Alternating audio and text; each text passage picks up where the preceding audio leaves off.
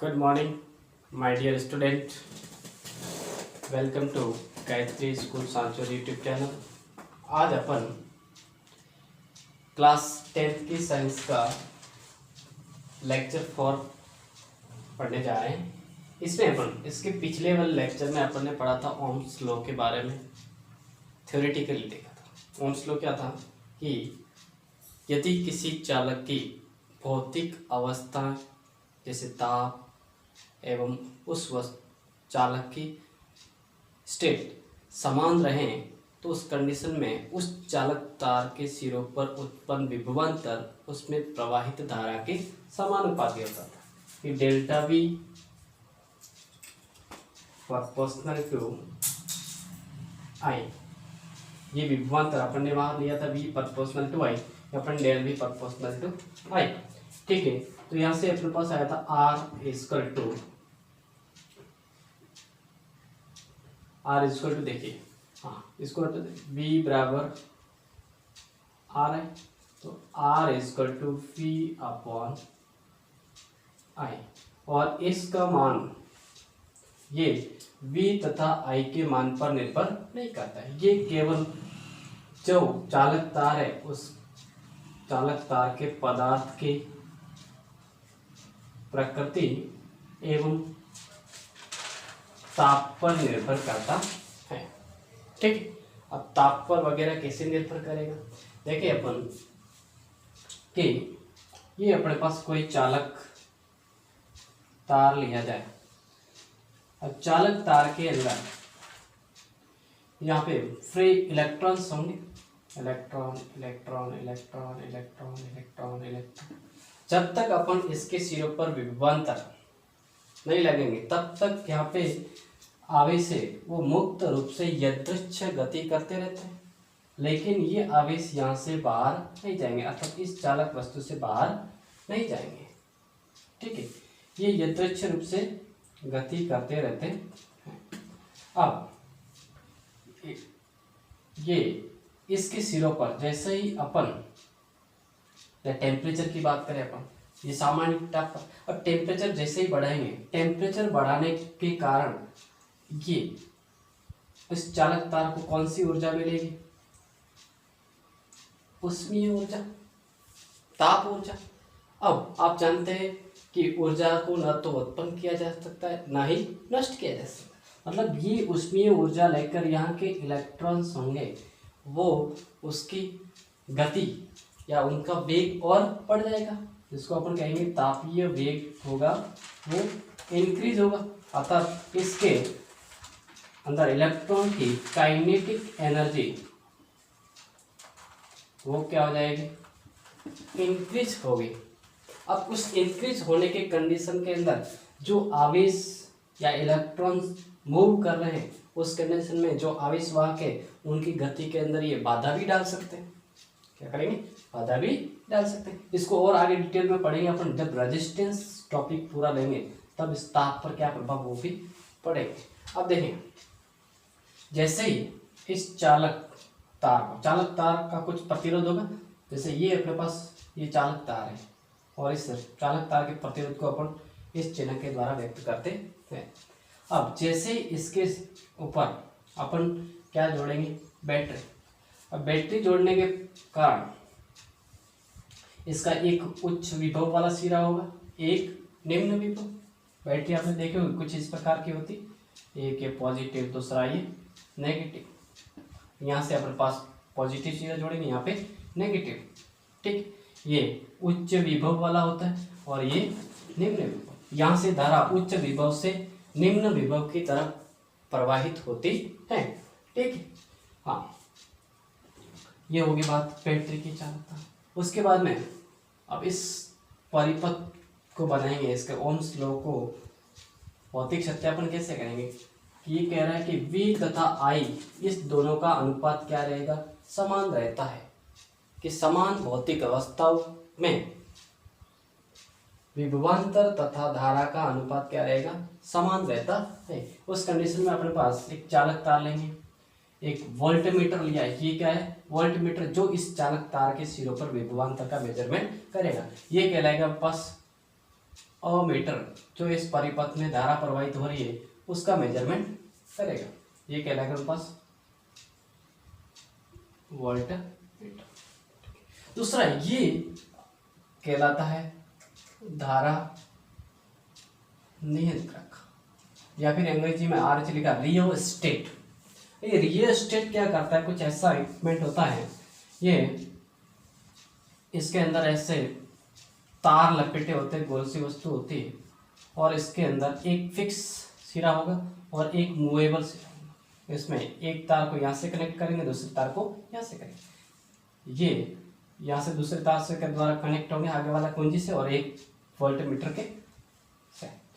इसमें ये तार के फेरे लगाए हुए हैं, इस पे जैसे ये मूविंग करेंगे तो ये कनेक्टेड यहाँ से होगा। जैसे ही तार की लंबाई बढ़ेगी, लंबाई बढ़ने के साथ में प्रतिरोध का मान चेंज होगा। ये अपने पास प्रतिरोध का मान चेंज होगा तो यहाँ पे विभव तथा धारा के मान में भी क्या आएगा, परिवर्तन आता है।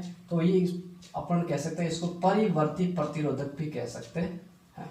परिवर्ती प्रतिरोधक अलग अलग मान प्राप्त करने के लिए काम में लिया जाता है। ठीक, ये कुंजी और ये बैटरी के बारे में अपन ने बात कर ली। अब जैसे ही इस कुंजी को लगाएंगे, धारा के प्रवाह की दिशा ऐसे होगी, यहाँ से इसमें कितनी धारा प्रवाहित होगी वो मेजरमेंट होगी। ये वोल्ट मीटर के साथ से यहाँ विभवांतर मेजर कर लेंगे। ओके, अब देखें,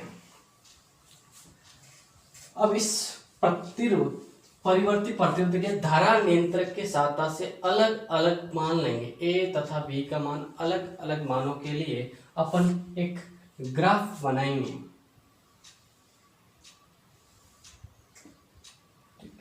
ये वोल्टेज का, ये धारा का, और ये ग्राफ अपन को एक कांस्टेंट लाइन प्राप्त होता है कि V प्रोपोर्शनल टू I, और इसकी अगर अपन ढाल निकालना चाहें, क्या निकालें, ढाल, और वो ढाल ही क्या बताएगा, ये डेल्टा V और ये डेल्टा I। तो R बराबर हो जाएगा del V upon del I। ये प्रतिरोध के बारे में बताती है। हाँ, अब प्रायोगिक सत्यापन हो गया। अब देखिए अपन इस पर इसकी लिमिटेशंस क्या है, कहाँ कहाँ ये और कहाँ कहाँ उपयोग में आएगा। ये आपने देखा होगा कि जितने भी उपकरण, जैसे आपने देखा घरेलू चक्की पे जाते हैं तो वहाँ पे देखा वोल्ट मीटर अमीटर, वो पूरा सर्किट अपने पास बनाया हुआ था। वहाँ पे हम लोग उसके अंदर कितनी वोल्टेज आ रही है, एमीटर। अपने पास कोई ऐसा उपकरण है उसमें कितना वोल्टेज चाहिए, कितना एम्पीयर चाहिए, उसको भी अपन परिवर्ती प्रतिरोधक की सहायता से चेंज कर सकते हैं। ठीक, अब अपन करते हैं इसमें, अब ओम्स लॉ समझ में आ गया। अब इस पे अपन करते हैं क्वेश्चन। ठीक, क्वेश्चन के लिए देखिए, पहला अपना इस ओम्स के लॉ पर क्वेश्चन ये है कि एक इलेक्ट्रिक आयरन है जिसका प्रतिरोध अपन को दे रखा है 50 ओम, अर्थात R की वैल्यू दे रखी है अपन 15 ओम, और इसमें प्रवाहित धारा I बराबर दे रखा है 3.2 एम्पियर, और अपन को क्या पूछा है, विभवांतर पूछा है।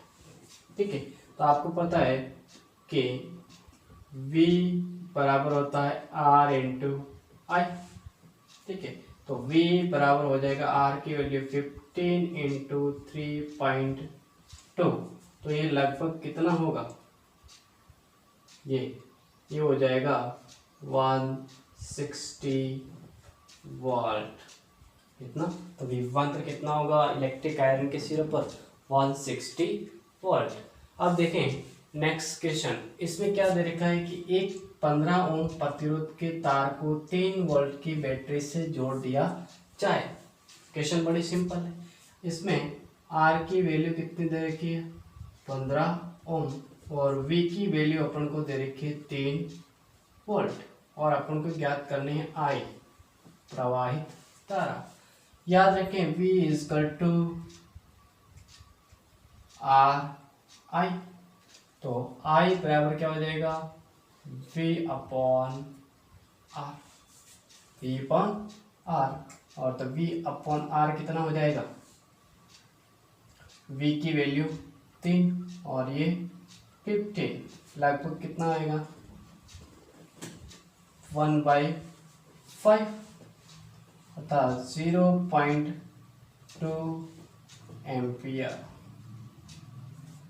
कितने आएगी 0.2 एम्पियर। अब नेक्स्ट क्वेश्चन देखें, इससे थोड़ा हटके, इस पे क्या दे रखा है कि प्रतिरोध तार जिसका प्रतिरोध कितना है R इक्वल टू 2 ओम, और इसमें क्या कहा है कि 10 सेकंड के अंदर 10 कूलम्ब आवेश प्रवाहित हो तो किया गया कार्य कितना होगा। किया गया कार्य आपको पता है, ये कहाँ से आएगा कि विभवांतर या विभवांतर बराबर होता है W अपॉन Q आवेश, एंड W इक्वल टू कितना होगा V इंटू विभवांतर, V इक्वल टू होता है RI R इंटू Q। ठीक, अब I बराबर क्या होता है Q अपॉन T, I बराबर Q अपॉन T, आवेश के प्रवाह की दर। इसके अंदर रखेंगे तो W equal to I Q square R upon T। ठीक है, देन W इक्वल टू कितना होगा Q स्क्वायर, Q का मतलब 10 का स्क्वायर इंटू R की वैल्यू कितनी रहेगी 2, और समय कितना है 10 था, तो W इक्वल टू कितना आएगा 20 जूल का है। कितना आएगा 20 जूल। ये थोड़ा कुछ अच्छा क्वेश्चन था, वापस देख लें। इसमें R की वैल्यू 2 ओम थी और अपन को पूछा था कार्य बराबर विभवांतर इंटू आवेश, W equal to V into Q। अब अपन को V दे नहीं रखा, अब देख V बराबर अपन लिख सकते हैं I इंटू R। I भी अपन को नहीं दे रखा, लेकिन I ज्ञात कर सकते हैं आवेश के प्रवाह की दर, तो I बराबर अपन लिख सकते हैं Q upon T, then W equal Q square R upon T। ठीक, यहाँ से अपने पास 20 जूल। अब नेक्स्ट और क्वेश्चन देखते हैं अपन। ठीक है, देखिए अपने पास ये V I तथा R तीनों के मध्य रिलेशन को समझने के लिए या फिर याद रखने के लिए अपन को इस ट्रायंगल को याद रखें, V I इंटू R। अगर V ज्ञात करना है तो V क्या होगा I क्रॉस R। ठीक है, अब देखिए I क्या होगा, तो देखिए V डिवाइड बाय R। अब R क्या होगा V डिवाइड बाय I। हम ऐसे याद रखें, V इक्वल टू क्या होता है R I या I R, और I इक्वल टू क्या होगा V अपॉन R, और R इक्वल टू क्या V अपॉन I। ये अपन को याद रखने का एक तरीका है। अब हमारे पास अगला क्वेश्चन देखें, इसमें ऑप्शनल है कि किस परिपथ में न्यूनतम धारा प्रवाहित होगी। इसमें रेजिस्टेंस दे रखा है और बैटरी का वोल्टेज दे रखा है, और धारा ज्ञात करने V और I की दोनों दे रखे। प्रत्येक के लिए धारा ज्ञात करें अपन। देखिए इसमें कितनी होंगे 3 वोल्ट अपॉन 3, तो इसमें कितने होंगे 1 एम्पियर की। इसमें देखें I equal to V upon 6 upon 3, 6 upon 3 का मतलब 2 एम्पियर। इसमें कितने होंगे 3 अपॉन 6 1/2 0. और इसमें कितनी होगी 1 एम्पियर। तो न्यूनतम किस में होगी जब अपन 3 वोल्ट की बैटरी और प्रतिरोध अधिक हो वोल्टेज का, उस कंडीशन के अंदर। ठीक है, अब नेक्स्ट क्वेश्चन देखें। ऐसे क्वेश्चन ऑप्शन में आते हैं। अब देखिए एक क्वेश्चन बढ़िया सा ये दे रखा है, इसको आगे अपन बिठा दें इतना सा। ये क्वेश्चन क्या है कि एक प्रतिरोध तार में से 10 मिली एम्पियर की धारा प्रवाहित होती है। कब होगी जब अपन उसको 5 वोल्ट की बैटरी से जोड़ दें। फिर उसने क्या कहा कि यदि उसे 7.5 वोल्ट की बैटरी से जोड़ दिया जाए तो प्रवाहित धारा क्या होगी। दोनों चीज कि एक ही प्रतिरोध तार था ये तार था, जब इसने इसको 5 वोल्ट की बैटरी से कनेक्ट किया तब इसमें धारा कितनी थी, 10 मिली एम्पेयर की। लेकिन अब ज्ञात करनी है आई अपन को ज्ञात करना है जब वोल्टेज कितना दे रखा है, 7.5 वोल्ट। ठीक, अब इसको करने के 2 तरीके बताता हूँ। इसको समझने के लिए अब प्रतिरोध तार है, तो यहाँ से अपन इस प्रतिरोध तार का प्रतिरोध ज्ञात कर सकते हैं। प्रतिरोध R बराबर क्या होता है, V/I।